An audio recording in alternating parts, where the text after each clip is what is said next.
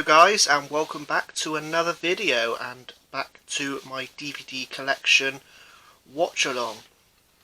So today in this video I will be sharing my experiences with the start of the second Doctor's era, and a lot of them are actually animated. He has been hit the hardest with his episodes being missing, so they've obviously been chucked away by the BBC. Darn the BBC, don't know why they did that, but it's nice that they've been animated and we can see them kind of what they would have been like watching them back then. So here we go. So if you remember last time's video, we ended on the 10th planet, which was obviously the first Doctor's last adventure. So we go straight on to the power of the Daleks. Now this is obviously in Blu-ray because the whole episode is animated, as it's all completely missing. Now, as the first episode for this Doctor goes, it's a good one, a really good one.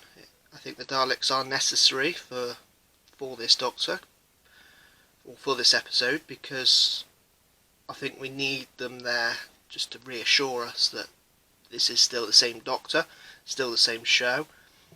We've also still got Ben and Polly, so they still kind of give their aspect of what they've just seen. The Doctor literally changing his face and his clothes. So yeah, really nice episode.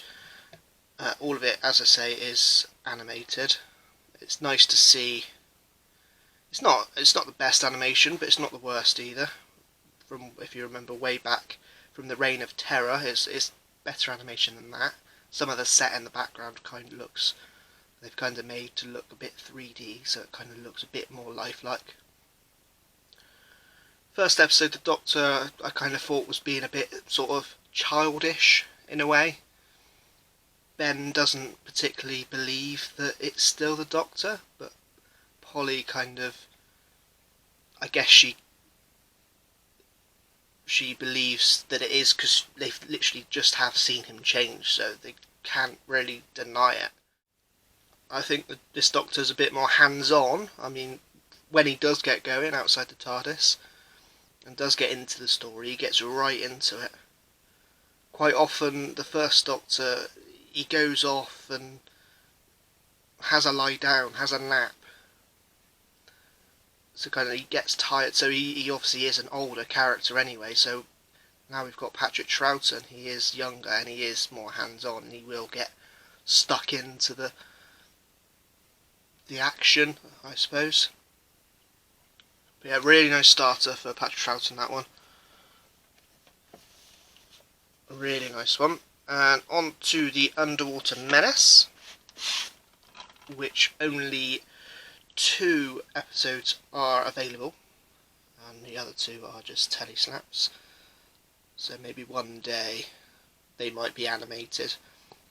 Even though we've got the telesnap version, I don't think it's quite so good, just because we basically only get the audio, so there's some bits where there's no talking involved. We might miss some of the action.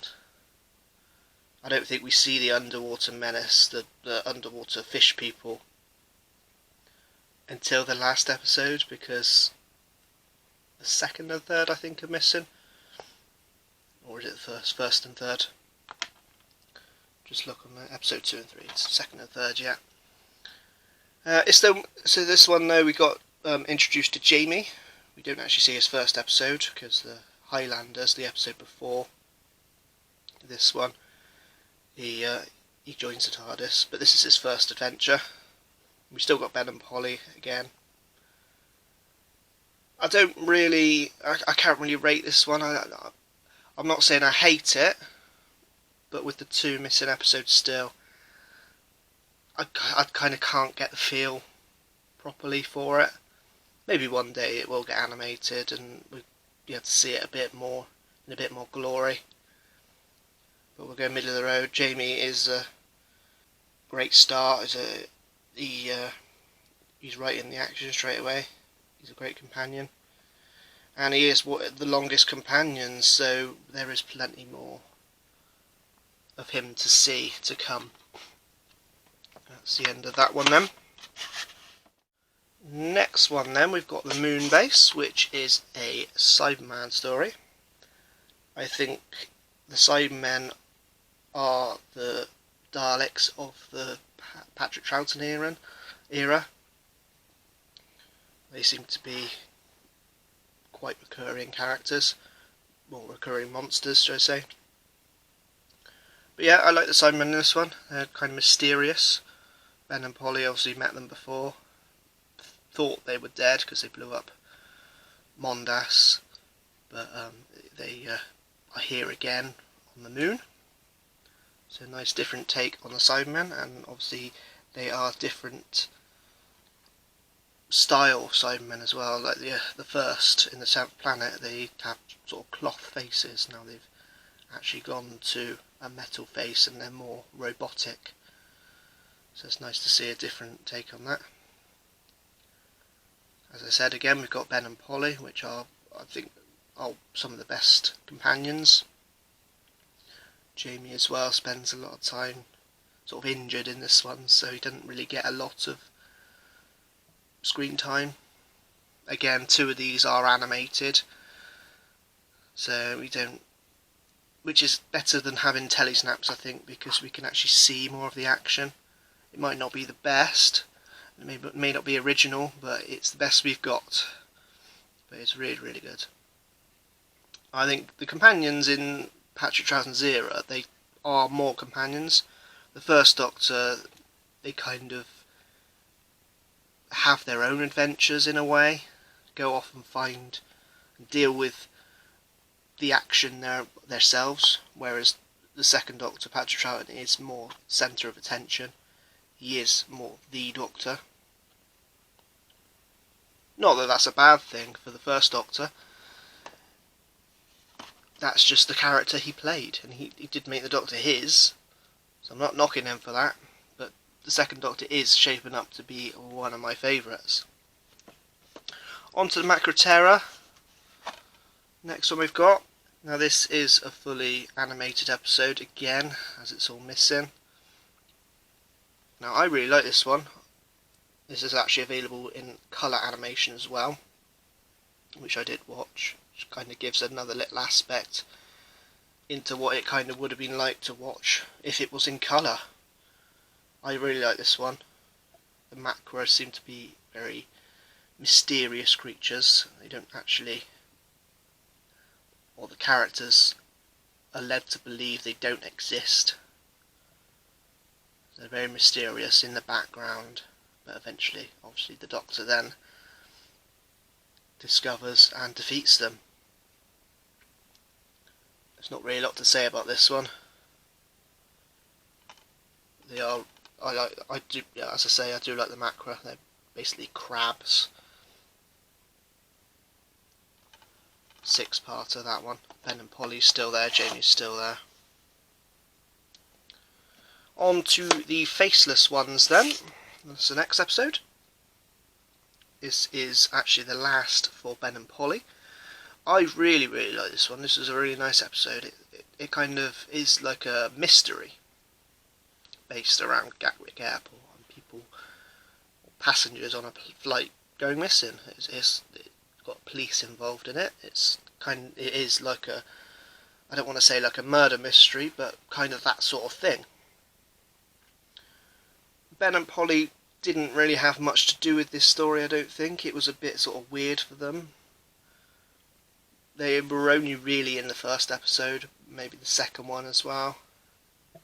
For a 6-part story, they were kind of redundant in a way. Polly was in as another character, her alter ego, her faceless one self, I suppose. But they didn't really have much to do with the story at all. They got to the 6th episode, 6th part of this, and the Doctor walks off, so we've got to go and find Ben and Polly, and then suddenly they were in a car going back to the TARDIS. But it's a nice ending for them. They got back to their own time, 1966, the same day in fact, so it's a nice sort of full circle for them, so they go back to where they came from and live their life from where they were, I suppose. I don't think we ever see them again, so it'd be nice to see where they ended up, or whether Ben just ended up going back onto his Navy ship and Polly just went back to working, or whether it be the post office tower or something else. But yeah, and we're still left with Jamie. This one again is also in a colour animation, so it's nice to see sort of a different aspect, a different way it might have looked if it was in colour. Yeah, I rate this one really high, really nice story. It kept me gripped the whole way through. I think that could be one of my favourite episodes. Now we come on to the Tomb of the Cybermen, which is obviously, as it suggests, another Cybermen story. 2 of these episodes are animated again, as they are missing. Nice 4-parter episodes, nice short story, but it's a nice effective one. I just don't understand how these people, if the Cybermen are frozen, why they want to go looking for them, why they want to unfreeze them, why they want to know. Why not just leave them be, leave them in there. As they sort of end the story the way it started, with re-electrifying the gate to get in. So it was a nice story, it was a nice sort of give another aspect to the Cybermen on Telos. And see, there's more than just the Mondasian ones. Nice story. We've now got Victoria in this one. We don't actually see how we meet her as the Evil of the Daleks. The episode previous to this is still missing. But yeah, she's a really nice character. She's kind of the damsel in distress figure.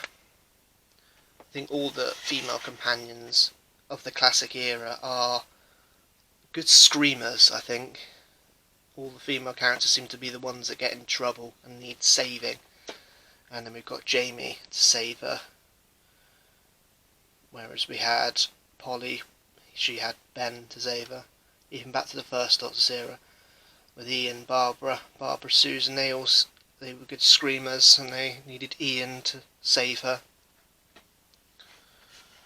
And the next episode, which is the last one I've watched recently, is the Ice Warriors, which is a nice 6-parter. Again, 2 episodes are animated. As I say, the second Doctor did get hit hard with a lot of his episodes being deleted, binned, or maybe even sent elsewhere. Maybe they will turn up one day. Such a shame that they don't exist, but it's still nice that they have been animated so we can kind of see what they would have been like. And because it's only 2 and this is a 6-parter, it works anyway, because we still can see the Ice Warriors, we can see all the characters in all their glory. It's a nice introduction to the Ice Warriors. I think we do see them again a few times, so it's nice to see another new character, nice introduction for them. I think it's a little bit of a long story. It kept me gripped all for 4 episodes, maybe the last 2 did drag on a little bit, but still a nice introduction for them. We still got Victoria and Jamie in this one. Jamie and Victoria ends up being kidnapped, and the Doctor doesn't actually meet the Ice Warriors until episode 5, I think. So it's nice, good long meaty story. First episode, they don't even have the Doctor and his crew in for at least 10 minutes at the beginning, so it's nice to sort of see and set the scene a little bit for when they do arrive. I love the Doctor in his big fluffy warm coat in this one. I think I'd love one of those myself. Snuggle up in that, it'd be great. That is going to be it for today. Next episode I've got is The Enemy of the World, which I think is another 6-parter. I think that one is fully available. There's no animation. It's all completely there, which is great. And that is as far as I've got for today, guys. So, a lot of animation, as I said, but it isn't so nice to have that animation just to see what it would have been like. And again, with the colour ones they've made recently, they only came out last year in 2020, so it's nice to have a little bit more effects, whereas an explosion in 1966-67 would have been, it wouldn't have looked so effective because they couldn't do it back then. With the animation, they've made it really look authentic and really, really good. And as I said, with some of the animations on there, the set behind some of it does look real, and you kind of forget that you are watching it as an animation. It just kind of sinks in, and you think, I'm just watching an episode of Doctor Who. It is really, really, really good. But that's going to be it for today's video, guys. Thank you very much for watching. As I said, next time I'll be watching The Enemy of the World, and another few episodes to come next week. Let me know what you guys think of the Second Doctor's era and the animation or animated episodes, or these episodes that I've reviewed today, in the comments below. And don't forget to like and subscribe. That's been me, Sam P, over and out.